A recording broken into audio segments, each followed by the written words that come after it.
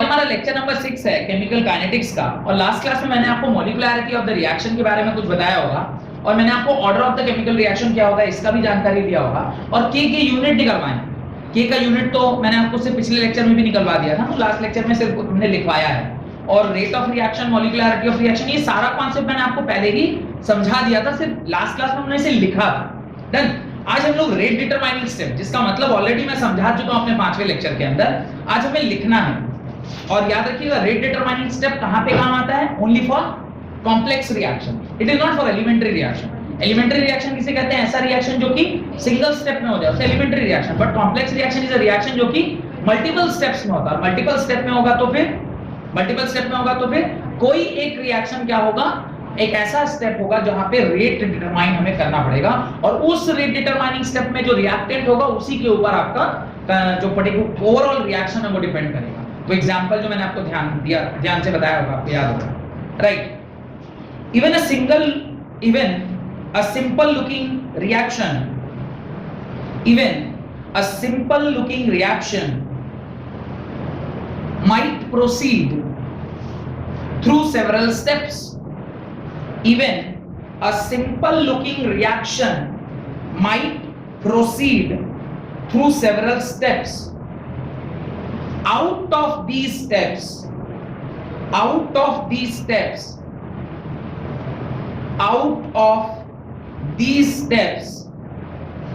the slowest step of the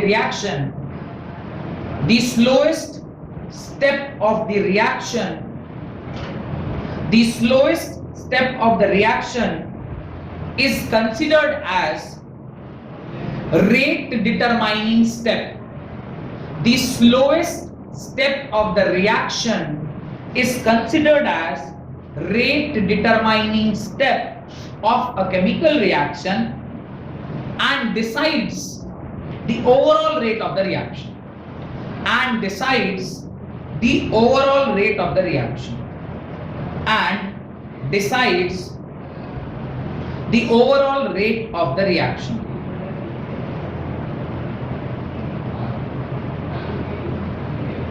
done.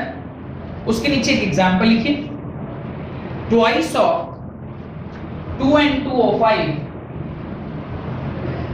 gives 4 times NO2 plus O2.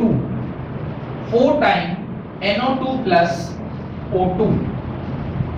अब इस reaction को देखकर अगर हम लोग इसके ऑर्डर के बारे में सोचेंगे तो देखिए ऐसा लग रहा है कि शायद दो मॉलिक्यूल आपस में क्या कर रहे होंगे, इंटरैक्ट कर रहे होंगे या कोलाइड कर रहे होंगे। तो इसके 4 मॉलिक्यूल और इसका 1 मॉलिक्यूल हमें मिल रहा है। लेकिन जब इसको मैं स्टेप्स में तोड़ के लिख रहा हूं तो जो आपका स्टेप आता है, जो आपका प्रोडक्ट आता है, उसको जरा ध्यान से देखिए। N2O5 ये स्टेप 1 है। N2O5 ये डिसइंटीग्रेट होता है कि टूटता है NO2 plus NO3 के अंदर। और जो आपका दूसरा स्टेप है, स्टेप 2, ये क्या करता है, सेम N2O5 के साथ NO3 रिएक्ट करता है, N2O5 के साथ NO3 रिएक्ट करता है और जो प्रोडक्ट आपको मिलता है वो है thrice of NO2 plus O2, thrice of NO2 plus O2। ये स्लो स्टेप है और ये फास्ट स्टेप है। इस स्लो स्टेप पे जो मॉलिक्यूलैरिटी है, मॉलिक्यूलैरिटी मतलब जिसके ऊपर रेट ऑफ रिएक्शन डिपेंड कर रहा है, अगर इसको ध्यान में रखते हुए लिखे तो आप रेट का क्या फॉर्मूला लिखेंगे? Rate is equal to K times N2O5 की पावर 2। लेकिन अगर मैं RDS की बात करूं, क्योंकि जो स्लोएस्ट स्टेप होता है उसी को हम क्या कहते हैं, RDS ऑफ द रिएक्शन कहते हैं। और इसके हिसाब से जब आप रेट लिखिएगा तो ये रेट किसके बराबर होगा? K टाइम्स N2O5 के पावर 1। बिकॉज जो रेट डिटरमाइनिंग स्टेप होता है उसमें जो रिएक्टेंट होगा वही आपका क्या कर रहा होगा, रेट डिटरमाइन कर रहा होगा, या यही मॉलिक्यूलैरिटी ऑफ अ रिएक्शन होगा। तो ओवरऑल देखकर, अब ओवरऑल कैसे निकला होगा ध्यान से देखिए। आप इन दोनों को जब ऐड करेंगे तो यहाँ पे एक मॉलिक्यूल, यहाँ पे एक मॉलिक्यूल, क्या हो गया? 2 मॉलिक्यूल्स ऑफ N2O5। अब यहाँ पे NO3 किस तरफ है? LHS में, यहाँ NO3 किस तरफ है? RHS में। आपस में क्या हो गया? कैंसिल, ये NO2 प्लस 4 NO2, ये NO2 प्लस 4 3 और प्लस 1 कितना हो गया 4 NO2 और प्लस ये क्या हो गया O2। देखिए ओवरऑल रिएक्शन वही है, लिखा हुआ नहीं, पर ये मल्टीपल स्टेप में हुआ, एक स्टेप का रिएक्शन नहीं है। कितने स्टेप का रिएक्शन है, 2 स्टेप का रिएक्शन है, जिसमें से एक स्लो स्टेप था और एक फास्ट स्टेप था। स्लो स्टेप जो होता है उसी को हम क्या कहते हैं, RDS कहते हैं, और उसके अंदर जो रिएक्टेंट था उसके कितने मॉलिक्यूल लग रहे थे, 1 मॉलिक्यूल लग रहे थे, इसलिए आपका रेट ऑफ रिएक्शन किसके लिखा गया, R is equal to K times N2O5 के power 1।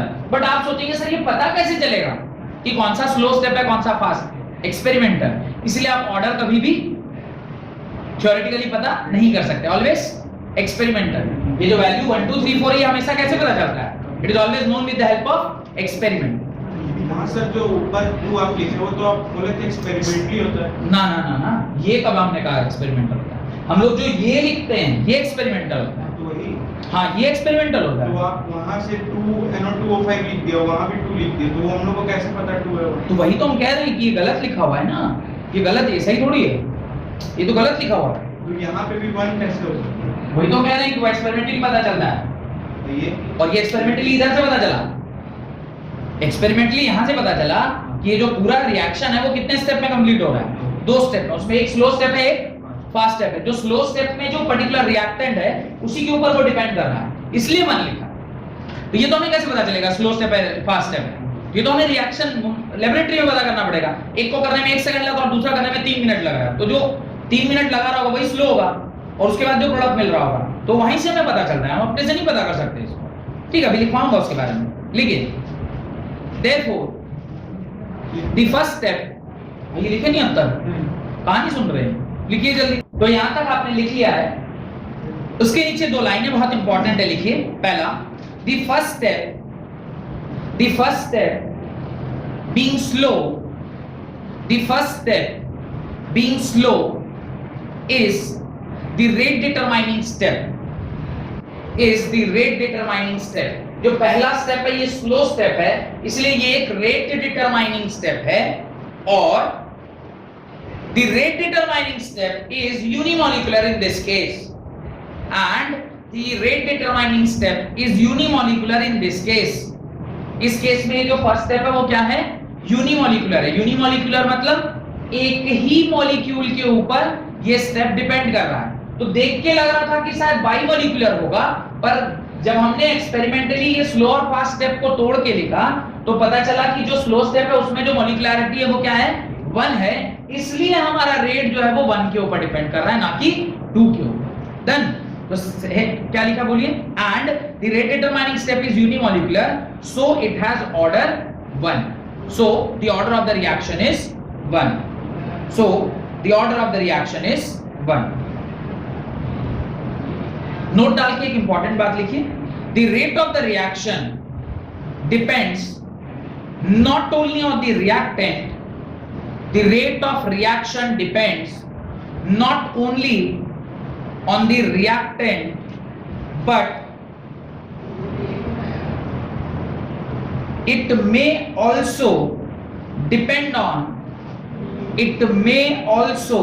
depend upon the substance present as catalyst.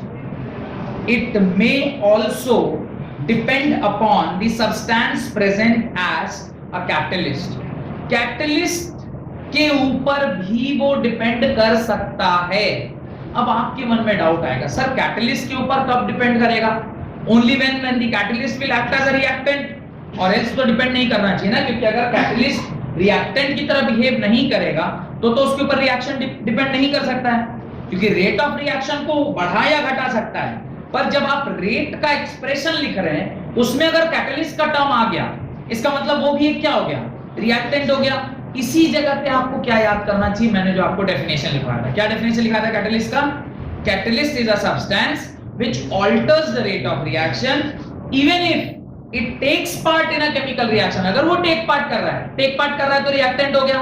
Even if it takes part in a chemical reaction it remains unchanged by the end of the reaction physically and chemically. तो अगर वो take part करेगा तो फिर तो वो reactant हो गया, और रिएक्टेंट हो गया तो हो सकता है उसके ऊपर भी डिपेंड करे, इसलिए उसने मे वर्ड डाला। देखिए इट मे डिपेंड अपॉन, देखिए वो मे वर्ड है, मे को अंडरलाइन करिए। मे का मतलब कर भी सकता है, नहीं भी कर सकता है। If catalyst only is altering the rate of reaction without taking part, तब तो उसके ऊपर डिपेंड नहीं करेगा। बट कुछ रिएक्शन ऐसे होते हैं, मैं दिखवाऊंगा जब सरफेस केमिस्ट्री आएगा, अगला जो आपका चैप्टर है, तो उसके अंदर मैं आपको एक कैटालाइटिक रिएक्शन लिखवाऊंगा जिसके अंदर हाइड्रोजन के ऊपर हम लोग यूज करते हैं, सरफेस के ऊपर आप HTPTPT यूज करते हैं, HTPDPT निकल।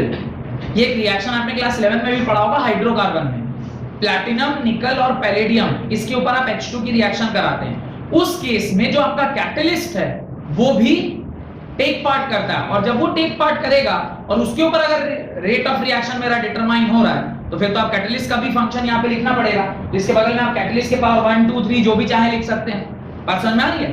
तो अगर वो टेक पार्ट ले रहा है तो इसका मतलब वो रिएक्टेंट की तरह बिहेव कर रहा है, और रिएक्टेंट की तरह अगर वो बिहेव करेगा तो उसको भी मुझे रेट ऑफ रिएक्शन में कंसीडर करना पड़ेगा। बात क्लियर हो गई? लेकिन पता कैसे चलेगा क्यों लिया है? सब एक्सपेरिमेंटल है मेरे भाई, लिया है कि नहीं लिया है तो सब एक्सपेरिमेंट। ये तो ऑर्डर ही पूरा, तो ऑर्डर निकालने का प्रक्रिया वही एक्सपेरिमेंटल है। हम लोग तो अभी थ्योरी पढ़ रहे हैं, पर ये पता लैब नहीं कर सकते, क्योंकि ये पूरा का पूरा जो प्रोसीजर है लैबोरेटरी में किया जा सकता है। I and you can not determine, अभी वो कंक्लूजन में लिखेंगे। Right, conclusion of order of the reaction, conclusion regarding the order of the reaction, conclusion regarding the order of the reaction. पहला point, order of the reaction is an experimental quantity. Order of the reaction is an experimental quantity. Order of the reaction क्या है? Completely एक experimental quantity है, यानी experiment से ही पता किया जा सकता है। It cannot be calculated. It cannot be calculated. Done. Order can be zero. Order can be zero or have fractional value.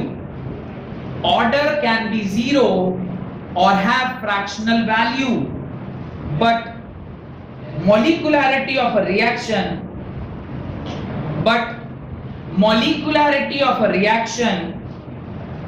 cannot be zero or non-integer. Molecularity of a reaction cannot be zero or non-integer. देखिए जो दूसरी बात उसने बोली है वो थोड़ा समझने वाला है। पहली बात का मतलब आपको पता है कि ऑर्डर जीरो हो सकता है, ऑर्डर पॉजिटिव हो सकता है, ऑर्डर फ्रैक्शन में हो सकता है, ये आपको ऑलरेडी पता है। मैंने आपको लास्ट क्लास में निकाल के दिखाया था 1 + 1/2 इज 3/2। आपने 3/2 + 1/2 वाज 2, इस तरह से मैंने आपको कैलकुलेट करके दिखाया था। तो ऑर्डर फ्रैक्शन में भी हो सकता है, लेकिन किसी भी कंपाउंड का, किसी भी रिएक्शन का मॉलिक्यूलरिटी, अगर वो मॉलिक्यूल टेक पार्ट कर रहा है रिएक्शन में, कैसे संभव है आधा मॉलिक्यूल टेक पार्ट कर? मॉलिक्यूल तो मॉलिक्यूल है, वो तो जब भी रिएक्शन में पार्ट कर लेगा वो पूरा ही लेगा। आप उसको तोड़ देंगे तब तो एटम बन गया, फिर उसकी मॉलिक्यूलरिटी रही नहीं गई। तो आप जब भी उसको यूज करेंगे वो हमेशा क्या होगा, आइदर 1 और 2 और 3, यू कैन नॉट टेक आधा मॉलिक्यूल। इसलिए एक बैलेंसिंग मैं आपको करके दिखाता हूं। एक बैलेंसिंग देखिए और मुझे बताइएगा कि can I balance a particular reaction something like this. क्या मैं किसी भी रिएक्शन को इस प्रकार से बैलेंस कर सकता हूं? H2 + O2 gives twice of H2O, ऐसा कुछ अगर लिखा है, चलिए ऐसा लिखते हैं। यहां पे अगर ये मेरा रिएक्शन है, अभी मुझे अगर इसे बैलेंस करना है, क्या मैं इधर 1/2 लिख दूं? कभी आप ऐसे नहीं बैलेंस करते हो? You never write like 1/2. What you do? What you do is, in order to make this particular reaction balanced, आप यहाँ पे अगर 1/2 लिखे भी हैं, तो इसको आपको क्या करना पड़ेगा? सबके साथ 2 मल्टीप्लाई करेंगे इन ऑर्डर कि ये जो पर्टिकुलर फ्रैक्शन में आया था वो किस में आ जाए, होल नंबर में आ जाए। और ये क्या हो जाएगा, twice of H2 + O2 gives twice of water. This is also balanced reaction. 4 molecule of hydrogen, 4 molecule of hydrogen, 2 molecule of oxygen, 2 molecule of oxygen, यानी 2 atoms of oxygen. अभी इस प्रकार से क्यों नहीं छोड़ा? Why you have multiplied 2 in every case? Just ये आधा जो है वो किस में कन्वर्ट हो जाए, 1 में कन्वर्ट हो जाए, इसलिए हमने हाफ को 2 से मल्टीप्लाई कर दिया। बिकॉज मॉलिक्यूल को आप आधा नहीं कर सकते, मॉलिक्यूल जब भी आएगा वो पूरा आएगा, एक मॉलिक्यूल ही होगा। आप उसके करस्पॉन्डिंगली बाकी नंबर्स को बढ़ा सकते हैं। बाकी नंबर को बढ़ाना मतलब एक मॉलिक्यूल ऑफ ऑक्सीजन के लिए आपको कितने चाहिए, 2 मॉलिक्यूल ऑफ हाइड्रोजन चाहिए।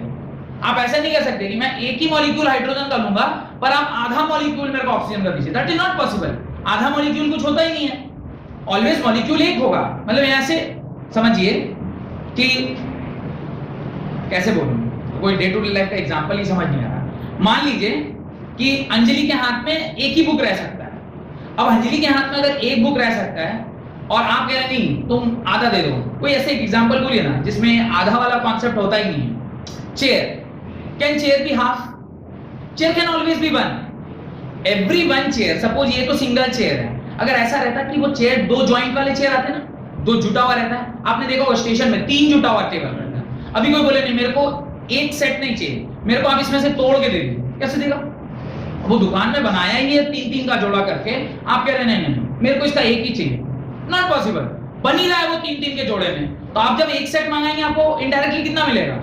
आपको 3 चेयर मिलेगा, क्योंकि वो बनता ही है 3-3 के जोड़े में। समझ में आ रहा है? तो वो एक set is equal to 3 chairs. ऐसे ही यहाँ पे एक मॉलिक्यूल ही है।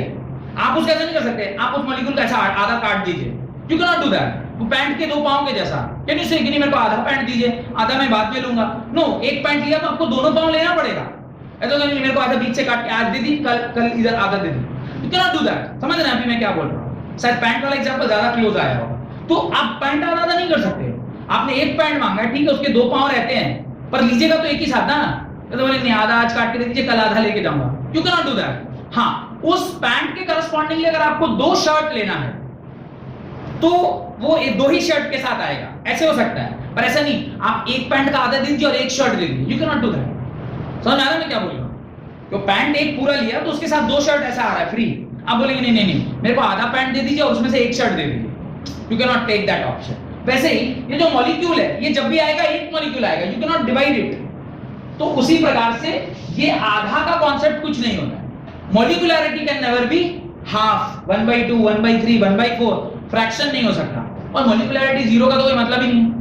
मॉलिक्यूलैरिटी 0 मतलब आप मॉलिक्यूल ही नहीं है और आप उसके मॉलिक्यूलैरिटी चेक कर रहे हैं। इसलिए उसने देखिए लाइन को पढ़िए ध्यान से क्या लिखा है, but molecularity of a reaction can not be 0 और non integer, it is always an integer. Add कर दीजिए, it is always an integer. Molecularity always क्या होगा? इंटीजर में होगा। डन। तो देखिए ऑर्डर और मॉलिक्यूलैरिटी के बीच में थोड़ा डिफरेंस भी चल रहा है। Order can be 0, positive and fractional value, whereas molecularity can only be integer. It cannot be 0, not be fractional value. Second point लिखिए, order is meaningful for elementary as well as complex reaction. Second point, order is meaningful for elementary as well as complex reaction. Order is meaningful for elementary as well as complex reaction, whereas molecularity is applicable to elementary reaction only. Order is meaningful for elementary and complex reaction, whereas molecularity is applicable to elementary reaction only. Molecularity is applicable to elementary reaction only. क्या बोल रहा है ये statement? कौन समझाएगा मुझे? दी आप समझाएंगे क्या कह रहा है वो स्टेटमेंट में? स्टेटमेंट का आर्गुमेंट क्या है? ऑर्डर एलिमेंट्री के लिए भी निकाल सकते हैं और कॉम्प्लेक्स रिएक्शन के लिए भी निकाल सकते हैं, बट मॉलिक्यूलैरिटी सिर्फ और सिर्फ एलिमेंट्री के लिए निकलता है। कॉम्प्लेक्स रिएक्शन का मॉलिक्यूलैरिटी का कुछ मतलब नहीं। क्यों? क्योंकि जो रिएक्शन अभी थोड़ी देर पहले मैंने बोर्ड पे लिखा था वो कैसा रिएक्शन था? एक कॉम्प्लेक्स रिएक्शन था। पर मॉलिक्यूलैरिटी क्या ओवरऑल रिएक्शन का आप निकाल पा रहे थे? नहीं। उसमें जो आरडीएस था, जो स्लोएस्ट स्टेप था, उसके अंदर जो मॉलिक्यूलैरिटी था पर्टिकुलर रिएक्शन का, तो आखिरकार हमने सिर्फ उस कॉम्प्लेक्स में से भी एक ही लाइन को पकड़ा ना, वो था RDS, and RDS was also one of the elementary reaction. तो समझ में आ रहा मैं क्या बोल रहा हूं? What you are getting it? तो कहने का मतलब कि मॉलिक्यूलैरिटी का कॉम्प्लेक्स से कोई लेना देना नहीं है। आगे ऐड कर दीजिए, for complex reaction molecularity has no meaning. Same point में लिख लीजिए, for complex reaction molecularity has no meaning. Molecularity has no meaning. Then third point, order of a complex reaction. Third point, order of a complex reaction is determined by, या actually determined from होगा. Order of a reaction, order of a complex reaction is determined from the slowest step. उस पूरे reaction की जो सबसे slow step है, उसी step की मदद से हम उस पर्टिकुलर रिएक्शन का क्या निकालते हैं, ऑर्डर निकालते हैं. अभी निकाल के दिखाया था ना उस एग्जांपल में. तो order of a complex reaction is determined from the slowest step. Full stop. Molecularity of the slowest step, molecularity of a slowest step is equal to the order of the overall reaction, is equal to the order of the overall reaction, order of the overall reaction. Done. Assignment लिखिए. Write 6 point of difference. Write 6 point of difference between order of the reaction and molecularity of a reaction. Write 6 point of difference between order of the reaction and molecularity of the reaction. 6 point लिखना है, लिख लेंगे, कोशिश करिएगा लिखने का, लिख लीजिएगा. डन. कोई दिक्कत? सेकंड क्वेश्चन लिखिए. सेकंड क्वेश्चन लिखिए.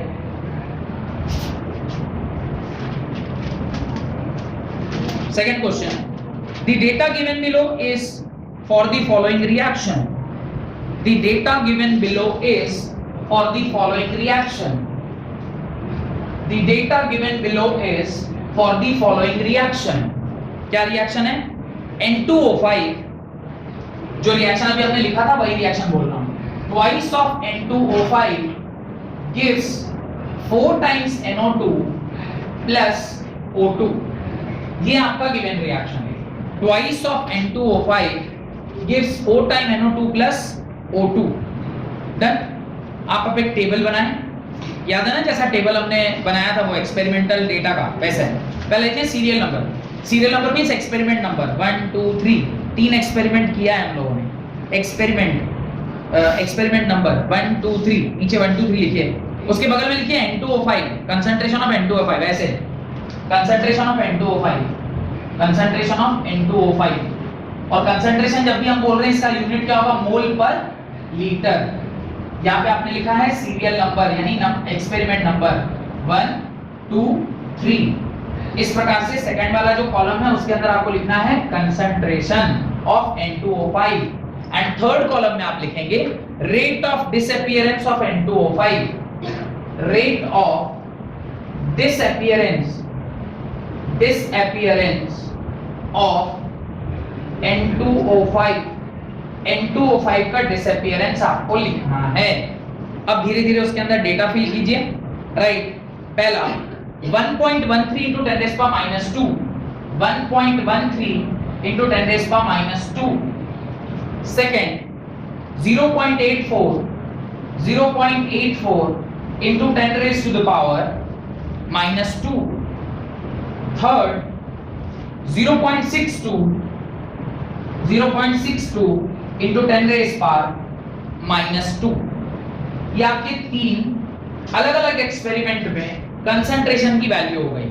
वेरएस आपका जो रेट ऑफ डिसअपीयरेंस है that is 34 into 10 raised to the power minus 5, 25 into 10 raised to the power minus 5 and 18 into 10 raised to the power minus 5.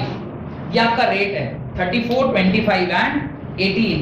और जो यूनिट है वो क्या होगा, मोल पर litre minute inverse. Mole litre inverse minute inverse. अब इस क्वेश्चन के आगे आप लिखिए डिटरमाइन. ये टेबल से आपको क्या क्या डिटरमाइन करना है. राइट. डिटरमाइन पहला ऑर्डर ऑफ द रिएक्शन, दूसरा रेट लॉ, तीसरा rate constant. Determine order of the reaction, दूसरा रेट लॉ एंड तीसरा रेट कांस्टेंट. मेरे ख्याल से सबसे पहले क्या निकालना चाहिए, रेट लॉ निकालना चाहिए. रेट लॉ निकालिएगा तो उसमें x और y की वैल्यू आएगी. अब यहाँ तो x और y नहीं है, सिर्फ x है क्योंकि इट इज ओनली वन। और ये आपको कैसे पता चला कि ये एक ही मॉलिक्यूल के ऊपर डिपेंड कर रहा है? मॉलिक्युलरिटी इसकी वन है। इसका रेट क्या लिखेंगे आप? R is equal to k times N2O5 के पावर 2 और N2O5 के पावर 1 लिखेंगे 2 लिखेंगे? कैसे पता चला? मैंने एग्जाम्पल में लिख के आपको बताया है, इसलिए आपको पता चला ना, कोई चमत्कार नहीं हुआ। आपको इसलिए पता चला क्योंकि मैंने एग्जाम्पल में बताया है कि ये 2 स्टेप रिएक्शन है, जिसमें पहला step is a slow step, second step is a fast step. In a complex reaction of multiple steps, rate determining step is the slowest step of the reaction. Slowest step में N2O5 की molecularity 1 थी, इसीलिए rate is equal to k times N2O5 के power क्या होगा? 1 होगा। बात समझ में आ रहा है? ये आपको जब तक बताया नहीं जाएगा आपको पता नहीं चलेगा, क्योंकि मैंने वही एग्जांपल दिया है, इसीलिए उसी बेसिस पर आप इसको सॉल्व कर सकते हैं। अच्छा, अगर मैं बोलूं कि सर इसका अगर मेरे को रिएक्शन नहीं पता होता तो फिर क्या करते? आपके मन में एक डाउट आता कि सर रिएक्शन नहीं पता होता तो क्या करते? फिर आप इस सवाल को नहीं बना सकते थे जब तक वो खुद नहीं बताता कि इसका ऑर्डर क्या है, 1 है, तब तक आप सवाल को बना नहीं सकते। क्योंकि ऑलरेडी इसके बारे में आपको इंफॉर्मेशन दिया गया है, इसलिए आप इसे आसानी से क्या कर सकते हैं? सॉल्व कर सकते हैं। डन? कोई दिक्कत? ये बना लेंगे, घर से करके आएंगे सब लोग। चलिए हेडिंग डालिए, इंटीग्रेटेड रेट इक्वेशन। हेडिंग डालिए, तीनों का आंसर बता दे। क्यों? पहले तुम बना के आओ, कल मिलाएंगे आंसर। अच्छा, रिवर्स इंजीनियरिंग, पहले आंसर जान के उसके बाद क्वेश्चन सॉल्व करेंगे। वाह वाह वाह वाह, हमें चाइना का मान लो क्या यार, Chinese people do this.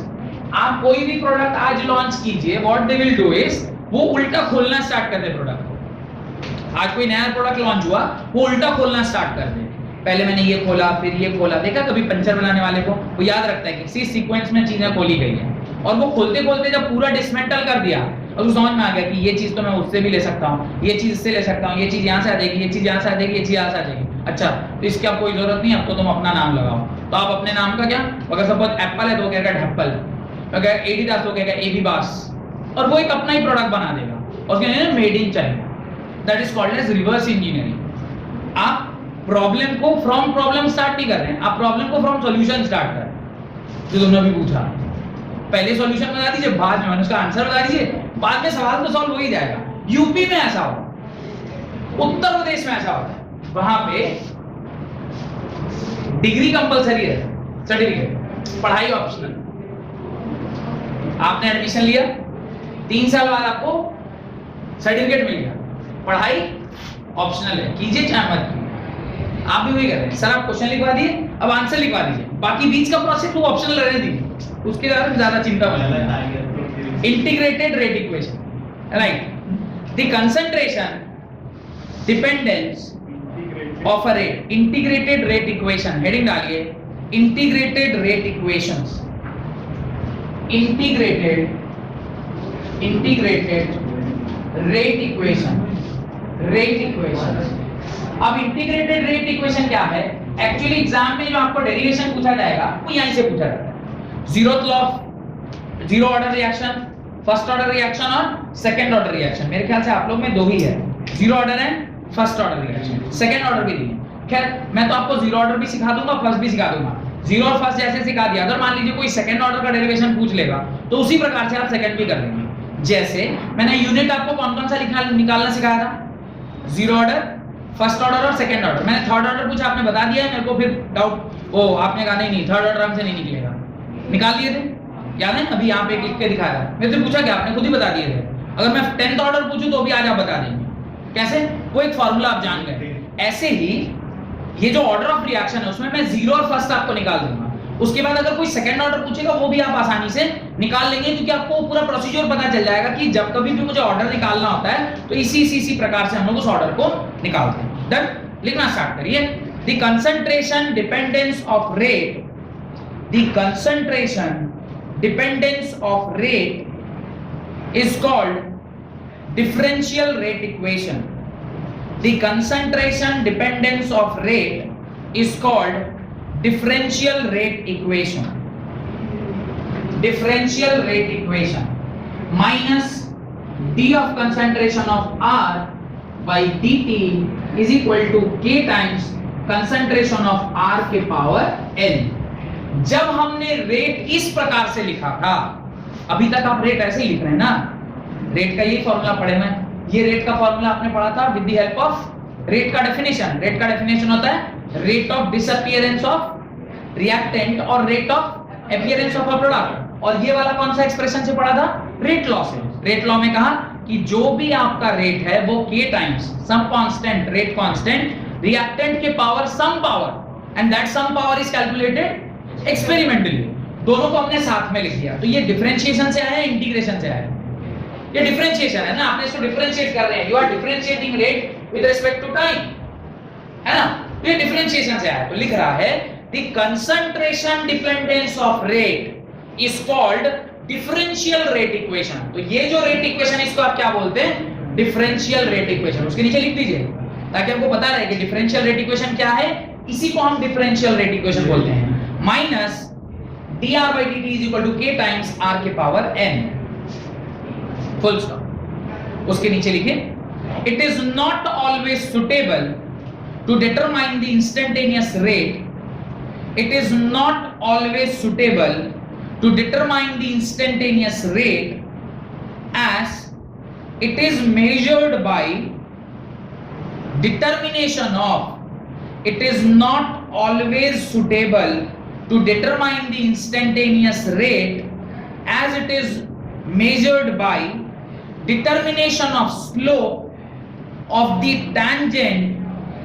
It is measured by determination of slope of the tangent at the point t in concentration versus time plot. It is not always suitable to determine the instantaneous rate as it is measured by determination of slope of the tangent at point t in concentration versus time plot. Slope of tangent at point t in concentration versus time plot. तो ये जो यहां लिखा हुआ है ये क्या है? ये आपको मैंने कहां से ये वाला एक्सप्रेशन दिया था? याद करिए, आपको मैंने इस प्रकार का एक ग्राफ बनवाया होगा। ये आपका रिएक्टेंट है, इनिशियल रिएक्टेंट इस तरह से मैंने कम किया था और वहां पे इस प्रकार का एक स्लोप निकाला था और उसी स्लोप को क्या बोला था? एज द स्लोप इज, जो थीटा है वो आपका क्या है? ग्रेटर देन 90 डिग्री है, तो स्लोप नेगेटिव होगा। Change in concentration of reactant by dt, ये किसके बराबर था? स्लोप के बराबर था। This was only equal to slope के बराबर। किसके? Concentration of reactant versus time का जो प्लॉट आपने बनाया था उसके स्लोप के बराबर। तो हमेशा इट इज नॉट पॉसिबल, हमेशा हमारे लिए संभव नहीं है कि आप ग्राफ प्लॉट करें और उसका इंस्टेंटेनियस रेट आप लिखें। इसलिए चूंकि ये निकालना थोड़ा सा डिफिकल्ट है, दैट्स व्हाई हम अब डिफरेंशियल इक्वेशन से कहां बढ़ रहे हैं? रेट, आपने हेडिंग क्या डाला? Integrated rate equation. Now you are trying to integrated rate equation. यहां पे आप इंटीग्रेशन से रेट का इक्वेशन निकाल रहे हैं। तो आपको अगर सवाल पूछ ले कोई कि what is the problem in differential rate equation, तो आप समझा पाएंगे slope of reactant versus time या कंसंट्रेशन वर्सेस टाइम ग्राफ का इंस्टेंटेनियस वैल्यू स्लोप निकालना एक डिफिकल्ट काम है। इस वजह से आप डिफरेंशियल रेट इक्वेशन से ज्यादा प्रेफर करते हैं इंटीग्रेटेड रेट इक्वेशन। आप देखेंगे भी कि इंटीग्रेटेड रेट इक्वेशन के लिए आपको कोई एक्सपेरिमेंटल वैल्यू की जरूरत नहीं पड़ती। इसमें बिना एक्सपेरिमेंट के तो ग्राफ नहीं बनेगा, और अगर एक्सपेरिमेंट नहीं किया, ग्राफ नहीं बनाया, तो उसका स्लोप कहां से निकालोगे? लेकिन इंटीग्रेटेड के लिए आपको कोई इस सब चीज की जरूरत नहीं पड़ती, आसानी से निकल जाता है। आज निकालेंगे हम लोग। देखिए आगे, thus it becomes difficult to determine the rate law and hence the order of the reaction.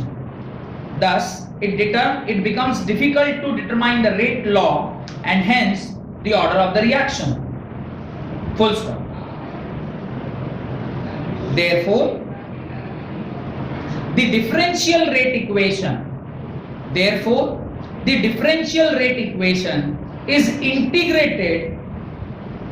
Therefore the differential rate equation is integrated to get a relationship between directly measured experimental data, to get a relationship between directly measured experimental data, that is concentration at different time and rate constant.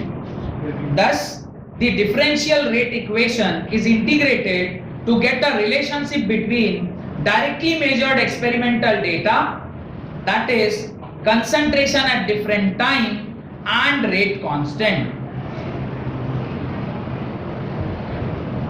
Done? Full stop. आगे लिखिए. The integrated rate equation, paragraph change करके लिखिएगा.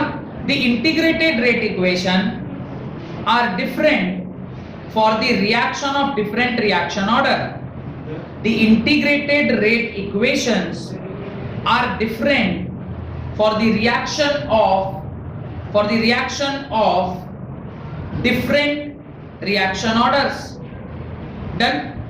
अलग अलग reaction के लिए जो integrated rate equation होता है वो अलग अलग होता है. डन? Full stop. आगे कंटिन्यू करिए. The integrated equation is used for determining the rate constant of the reaction. The integrated equation is used for determining the rate constant of the reaction. तो ये जो इंटीग्रेटेड रेट इक्वेशन है ये directly हमें क्या देता है? ये डायरेक्टली हमें रेट कांस्टेंट देता है. और वंस हमें रेट कांस्टेंट मिल गया और आरडीएस में हमें पता है कि किन किन चीजों के ऊपर वो डिपेंड कर रहा है, तो आप डायरेक्टली क्या कर सकते हैं? ऑर्डर ऑफ द रिएक्शन निकाल सकते हैं. वेयरएज ये स्लोप निकाल के ऑर्डर निकालना इज अ डिफिकल्ट जॉब, क्योंकि स्लोप पहले प्लॉट करेंगे, उस प्लॉटेड ग्राफ का स्लोप निकालेंगे और उस स्लोप से आपको क्या मिलेगा? Differential rate equation. उसको आप इक्वेट करेंगे किसके साथ? k टाइम्स r के पावर n के साथ, and then you will get the order. तो it is very indirect method. Rather उससे आसान अगर मेरे को इंटीग्रेशन से डायरेक्ट मिल जाएगा, हम क्यों जाएंगे इस तरीके के बेकार मेथड की तरफ. डन? आपको भी नहीं समझ में आ रहा होगा कि कैसे डायरेक्ट मेथड है. अभी जो डेरिवेशन करूंगा इसके बाद आपको तुरंत समझ में आ जाएगा कि कैसे डायरेक्ट मेथड है. ठीक है? तो इस पूरे कहानी से मुझे ये समझ में आ गया कि डिफरेंशियल रेट इक्वेशन थ्योरी में लिखना आसान है, पर जब आप उसको प्रैक्टिकल यूज में लेंगे तो डिफरेंशियल रेट इक्वेशन से ज्यादा आसान क्या है? Integrated rate equation. और इंटीग्रेटेड रेट इक्वेशन कैसे निकलता है? डिफरेंशियल इक्वेशन को ही इंटीग्रेट करके. इंटीग्रेटेड रेट इक्वेशन कैसे निकलता है? डिफरेंशियल इक्वेशन को ही इंटीग्रेट करके. अभी आपने वो लाइन लिखा है अपनी कॉपी में, आप पढ़िए, एक जगह वो लिखा हुआ है कि जो डिफरेंशियल इंटीग्रेटेड रेट इक्वेशन है उसको आप कैसे निकालते हैं? By integrating it. आप देखिए उसमें लिखवाया है, हेडिंग डालें जीरो ऑर्डर रिएक्शन. हेडिंग डालें जीरो ऑर्डर रिएक्शन. अब जीरो ऑर्डर रिएक्शन किसको बोलते हैं? मैंने आपसे इस बारे में पहले भी कहा होगा. What is a zero order reaction? कोई भी रिएक्शन रिएक्टेंट टू प्रोडक्ट जा रही है और जब आप इसका रेट लिख रहे हैं तो ये k टाइम्स रिएक्टेंट के पावर 0 अगर आप लिख देंगे तो इसको मैं क्या बोलूंगा? Zero order reaction. Zero order reaction मतलब it is not at all dependent on the rate, it is not at all dependent on the concentration of reactant. आप कंसंट्रेशन ऑफ रिएक्टेंट बढ़ाएं कि कंसंट्रेशन ऑफ रिएक्टेंट घटाएं, उससे उस particular reaction में कोई फर्क पड़ने वाला नहीं है. ऐसे रिएक्शन को ही आप क्या बोलते हैं? Zero order reaction. लिखिए, it means that the rate of reaction is proportional to, it means the rate of reaction is proportional to, the rate of reaction is proportional to the zeroth power of the concentration of reactant. It means the rate of reaction is proportional to zeroth power of the concentration of reactant. zeroth power, reactant के power कितना है? 0 है. Next line. In zero order reaction, the rate does not depend upon the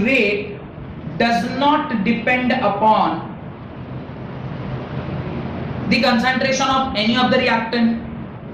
Does not depend upon the concentration of any of the reactant. कोई दिक्कत? यहां तक कोई दिक्कत नहीं? देखिए लिखिए for any general equation R to P, for any general equation R to P, rate को आप क्या लिख सकते हैं, rate is equal to minus change in concentration of reactant by dt is equal to k times concentration of R के power n for a zero order reaction. ये derivation चालू हो गया। For a zero order reaction, for a zero order reaction, zero order reaction के लिए n की value किसके बराबर होगी, 0 के बराबर। तो उस पर्टिकुलर इक्वेशन में जो आपने ऊपर लिखा है उसमें आप क्या पुट कर देंगे, n के पावर 0 पुट कर देंगे। जब आप n के पावर 0 पुट करेंगे तो हो जाएगा रिएक्टेंट के power 0, anything to the power 0 is 1। तो अगले स्टेप पे आप क्या लिखोगे, ध्यान से देखिए, अगले स्टेप पे आप लिखेंगे concentration of reactant by dt is equal to only k, you write only k. Now in next step can you write d of concentration of R is equal to minus k of dt, can you write this? ये step तक किसी को कोई doubt है तो पूछिए, यहाँ तक कोई डाउट है किसको, तो तुम उधर आओगे ना, अब बोर्ड को तो मैं नहीं खिसका सकता। ये समझ में आ गया, डन। अब अगर मुझे ये समझ में आ गया, यहाँ पे एक लाइन मुझे ऐड करनी चाहिए, integrating both the side, integrating both the side.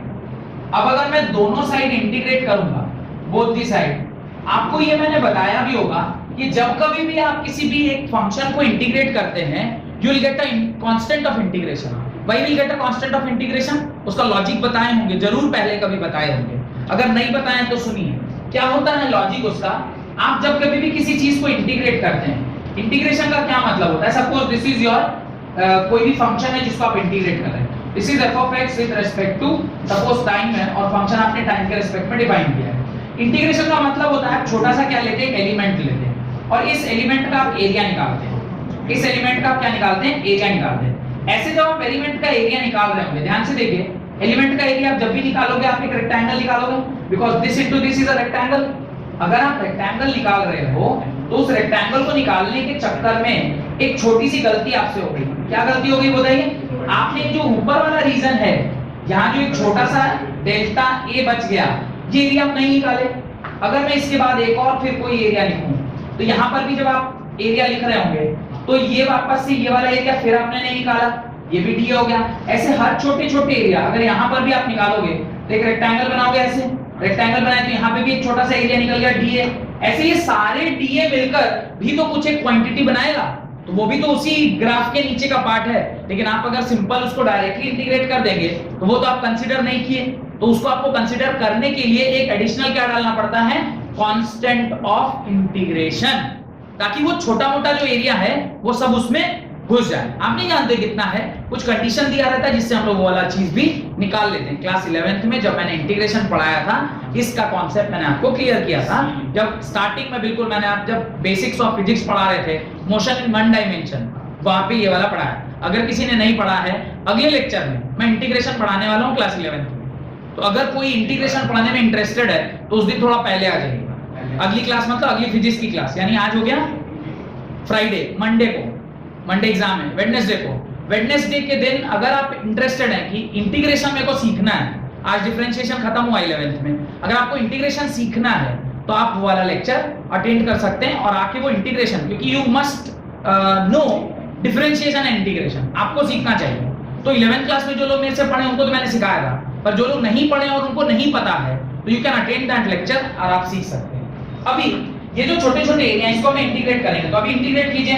Once you are integrating it, ये dr को जब आप इंटीग्रेट करेंगे हो जाएगा capital R is equal to minus kt, dt को इंटीग्रेट करेंगे तो जाएगा कैपिटल T और इसके साथ आप कांस्टेंट ऑफ इंटीग्रेशन क्या लगा दोगे, I लगा दोगे। तो ये आपका एक्सप्रेशन आ गया। अब मेरा नेक्स्ट काम होता है to find this constant of integration. ये जो I है इसको हम लोग क्या पढ़ते हैं, कांस्टेंट ऑफ इंटीग्रेशन, और इस कांस्टेंट ऑफ इंटीग्रेशन को अब आप क्या करते हैं, पता करते हैं। और कांस्टेंट ऑफ इंटीग्रेशन का टर्म क्यों आया, ये लॉजिक मैंने आपको क्लियर कर दिया है। यहां तक पहले लिख लीजिए, फिर मैं आगे का डेरिवेशन करता हूं, क्योंकि मुझे चाहिए थोड़ी सी जगह। तो ऊपर वाला लाइन जैसे जैसे लिखते जाइएगा, बोलिएगा मैं मिटा दूंगा। ये लिख लिया सबने, चलिए इसको जल्दी जल्दी लिखिए, इसको कंप्लीट कीजिए। यहां लिख लीजिएगा, where I is constant of integration, where I is constant of integration. क्या सर? वहाँ पे k dt होगा, यहाँ k dt होगा, minus dr is equal to k dt। k dt तो लिखे हैं, सर माइनस माइनस इधर का उधर गया, इधर माइनस था ना, तो उधर गया, माइनस k dt होगा। आपको क्या लग रहा था क्या होगा? ये वाला, ये कैसे आया? ये तो बताया ना कि आप इंटीग्रेट कर रहे हैं तो ये आई होगा। अरे dt को इंटीग्रेट करेंगे तो कैपिटल टी होगा। आप छोटे छोटे टाइम पीरियड को जब जोड़ेंगे तो बड़ा टाइम पीरियड आएगा ना। आप 1 सेकंड जोड़ के 60 बार जोड़िएगा तो कितना होगा? 1 मिनट होगा नहीं होगा? तो मैं कैपिटल टी 1 मिनट बोल रहा हूं और dt इज 1 सेकंड। तो हर छोटे टाइम पीरियड को जोड़ के आप कैपिटल टी बना रहे हैं। और जो लोग मैथ्स के अगर वो ये डाउट पूछ रहे हैं तो फिर दिक्कत है कि मैथ्स वाले बच्चों को ये सब पता होना चाहिए। बायो जो लोग लेके चल रहे हैं उनके लिए कि मैं ये क्यों बताया, मैं बायो वालों के लिए बताया जो नीट का प्रिपरेशन कर रहे हैं, ना कि जो वो आईआईटी वगैरह देख रहे हैं। उनको तो ये सब पता ही रहना चाहिए। आपको तो पूरे 11th में डिफरेंशिएशन और इंटीग्रेशन यही तो पढ़ना है। और पढ़ना क्या 11th में, सॉरी 12th में ये पढ़ना है सिर्फ। वो उसमें भी आप डाउट पूछ रहे, बताइए। खैर, तो ये अभी ऊपर वाला लाइन आपने लिख लिया होगा। अब देखिए ध्यान से, थोड़ा देर रुक जाइए, अब ध्यान से देखिए। ये आपका एक्सप्रेशन आ गया। इनिशियल कुछ कंडीशन दिया हुआ है। क्या कंडीशन दिया है? At time t is equal to 0, at time t is equal to 0, जब समय आपका 0 है। ये वाले ग्राफ में नहीं, ये वाले ग्राफ में नहीं, इससे पहले एक ग्राफ बनाया था। कौन सा ग्राफ बोलिए? इससे पहले मैंने कंसंट्रेशन वर्सेस टाइम ग्राफ बनाया था, ध्यान है? ये कंसंट्रेशन वर्सेस टाइम ग्राफ बनाया था। इसके अंदर जो स्लोप है, तो यहाँ पर जो इनिशियल कंसंट्रेशन है उसको क्या बोलते हैं? r0 बोल रहे हैं। तो time t is equal to 0 पे जो इनिशियल कंसंट्रेशन है वो किसका है? आप इसको r1 बोलिए, r0 इसलिए क्योंकि time t is equal to 0 पर है, इसलिए r0 बोला। तो अब time t is equal to 0 पे कंसंट्रेशन ऑफ रिएक्टेंट जो है वो किसके बराबर है? r0 के बराबर है। इसको आप मान लीजिए इक्वेशन नंबर 1। तो पुटिंग द इनिशियल कंडीशन, इसको क्या बोलते हैं? Initial condition. Putting the initial condition in equation 1। जब आप इनिशियल कंडीशन में इक्वेशन नंबर 1 में ये डालेंगे तो आपका पहले इक्वेशन क्या है? Concentration of r is equal to minus k times t plus i। अब मुझे i पता करना है तो मैं इनिशियल कंडीशन डालता हूं। इनिशियल कंडीशन क्या है? टाइम की जगह पे क्या डाल दो? 0 डाल दो। और जिस टाइम 0 है उस टाइम कंसंट्रेशन किसके बराबर है? r0 के बराबर। तो आप यहां पे डालोगे r0 is equal to minus k into 0 plus i। अगले स्टेप पे आप लिखोगे ये क्वांटिटी हो गई 0, i का वैल्यू किसके बराबर हो गया? r0 के बराबर हो गया। तो अभी आपका जो न्यू इक्वेशन बना, अभी आपका जो न्यू इक्वेशन है वो किसके बराबर हो गया? r is equal to minus k time t plus r0 के बराबर हो गया। ये आपका अभी इक्वेशन आ गया, r is equal to minus K T plus r0 के बराबर। यहां तक जल्दी जल्दी लिखिए। इस इक्वेशन को आप ऐसे करके घेर लीजिएगा। आफ्टर इंटीग्रेशन आपको ये मिला है। डन? आफ्टर इंटीग्रेशन आपको ये इक्वेशन मिल गई। जल्दी जल्दी लिखिए। और फिर इसके बाद मैं आपको बताता हूं कि यहां से k की वैल्यू कैसे निकालते हैं, k की वैल्यू कैसे निकालते हैं। और वहां देखिएगा आपको ना बहुत आसान हो जाएगा k का वैल्यू निकालना, डायरेक्ट आपका आंसर आ जाएगा। जबकि डिफरेंशियल मेथड में कैसे आंसर आ रहा था? पहले आप उसकी वैल्यूज को लिखते थे, फिर उस वैल्यू को ग्राफ बनाते थे, उस ग्राफ का आप स्लोप निकालते थे, एंड स्लोप से फिर मुझे k का वैल्यू निकालना था। याद करिए, स्लोप किसके बराबर? Minus dr by dt, that is equal to k times concentration of r के पावर n। वो भी डायरेक्ट k नहीं निकलेगा, फिर एक्सपेरिमेंटली मेरे को n चाहिए, फिर उसको आप क्या करोगे? डिवाइड करोगे, तब आपको k का वैल्यू मिलेगा। Lengthier process. यहाँ पे अभी अगले स्टेप में देखिएगा, एक चुटकी में आप आंसर निकाल दोगे। ठीक है, ये होकर यहाँ तक आपने लिख लिया होगा। ये वाली लाइन आपने लिख ली होगी, ये वाली लाइन, ये लाइन आप लिख चुके होंगे, ये भी लिख लिया। वेरी गुड, इससे ज्यादा मुझे चाहिए भी नहीं।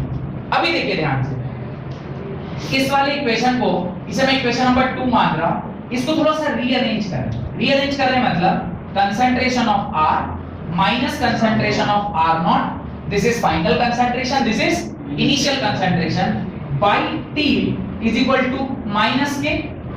अभी माइनस को इधर मल्टीप्लाई किया, k इज इक्वल टू, ये अल्टीमेटली हो जाएगा और माइनस से मल्टीप्लाई करेंगे हो जाएगा r0 minus r by t।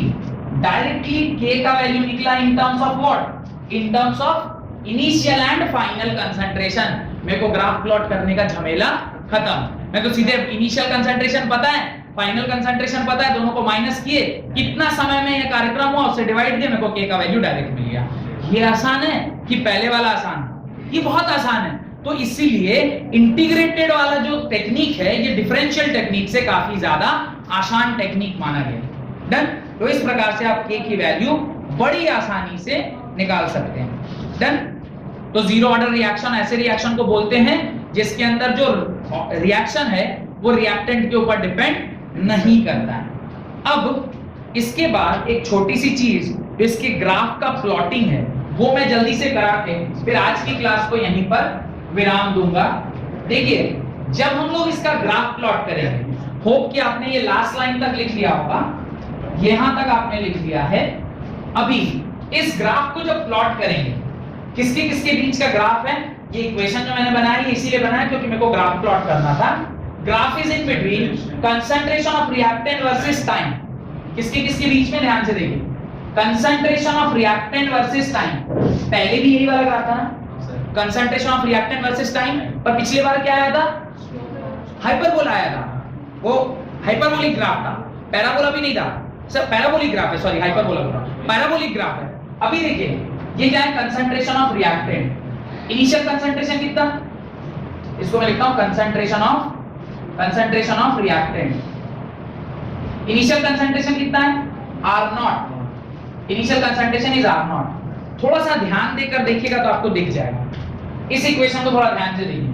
और नीचे इधर क्या लिया है, इधर टाइम लिया है, दिस एक्सिस पे क्या लिया है, टाइम लिया है, दिस इज टाइम एक्सिस। यानी y is equal to mx plus c के फॉर्मेट में इसको थोड़ा मैच करते हैं। This is y is equal to x mx plus c। इसको इसके साथ जब कंपेयर करेंगे तो y में क्या होगा, r मतलब concentration of reactant, slope is minus k, x axis पे टाइम और इंटरसेप्ट कितने का, r0 का। इंटरसेप्ट मतलब जहां से ग्राफ स्टार्ट हो रहा है। स्लोप क्या है, नेगेटिव है, slope is minus k, m का value is minus k।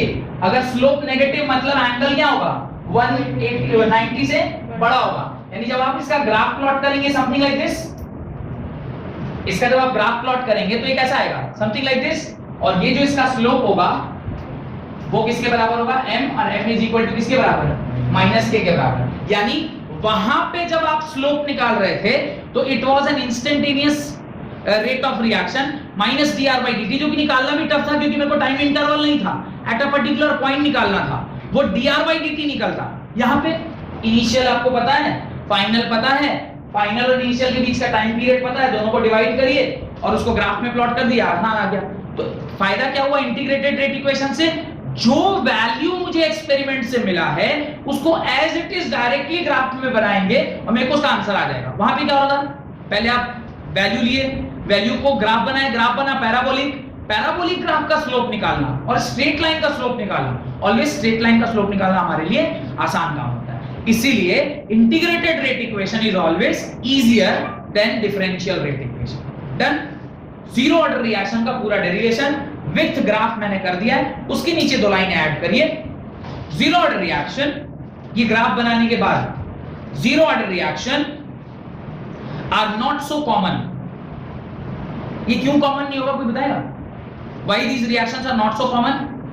These reactions are not common because ऐसा रिएक्शन जिसमें रेट के ऊपर वो डिपेंड ही नहीं कर रहा। अधिकांश तो ऐसे रिएक्शन होंगे जो कुछ ना कुछ तो रिएक्टेंट के ऊपर डिपेंड करेगा, इसका रेट रिएक्टेंट के ऊपर डिपेंड ही नहीं करता है। अब किसके ऊपर डिपेंड करता है वो छोड़ दीजिए, पर ये रिएक्टेंट के ऊपर डिपेंड नहीं कर रहा। Zero order reaction are not so common as they occur under special condition, as they occur under special condition, as they occur under special condition.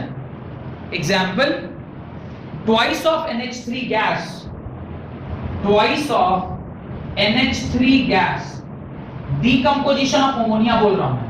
Twice of NH3 gas is decomposition of ammonia at a temperature of 1130 Kelvin, at a temperature of 1130 Kelvin, और साथ में क्या लग रहा है, PT catalyst. ये जो PT catalyst है शायद इसी के ऊपर रेट डिपेंड कर रहा होगा, और मेन जो आपका रिएक्टेंट है इसके ऊपर रेट डिपेंड नहीं कर रहा होगा। ये क्या करा रहा होगा, रेट इक्वेशन को करवा दे रहा होगा, रिएक्टेंट के ऊपर डिपेंड नहीं कर रहा। और आपको जो प्रोडक्ट मिला है वो क्या मिला है, N2 gas plus thrice of H2 gas. इसको बोलते हैं decomposition of ammonia, decomposition of ammonia. ये जो रिएक्शन है ये जीरो ऑर्डर रिएक्शन है, और जीरो ऑर्डर रिएक्शन का रेट आप कैसे लिखोगे, rate is equal to some constant K NH3 के पावर 0। जीरो ऑर्डर रिएक्शन मतलब rate is equal to K times NH3 के पावर 0। और किसी भी चीज के पावर 0 होता है तो उसको क्या लिखेंगे, 1 लिखते हैं, और रेट डायरेक्टली किसके बराबर हो जाएगा, K के बराबर। तो रेट इस पर्टिकुलर रिएक्शन के लिए किसके बराबर होगा, डायरेक्टली कांस्टेंट के बराबर। और K हमें कैसे मिलेगा, K हमें मिलेगा slope of the reactant versus time graph की मदद से। अगर एग्जाम में जीरो ऑर्डर रिएक्शन आया, जहां पे आपने जीरो ऑर्डर रिएक्शन का हेडिंग डाला है वहां से लेकर और ये जो पर्टिकुलर पॉइंट अभी मैंने यहां तक बनाया है, इतना आपको उसमें लिखना है। 3 नंबर का है तो 5 नंबर का है तो ये पूरा एमसीक्यू ही आएगा क्या, तो एमसीक्यू आएगा तो देख लीजिएगा इसमें क्या ही एमसीक्यू आएगा, ठीक है, देख लीजिएगा। उसका अगर एमसीक्यू रिलेटेड क्वेश्चन आता है तो आपसे फिर ऑप्शन दे देगा और उस प्रकार से क्वेश्चन पूछेगा कि इनमें से कौन सा रेट सही लिखा हुआ है, समथिंग ऑफ दैट काइंड, ठीक है। बहुत बहुत धन्यवाद आज की क्लास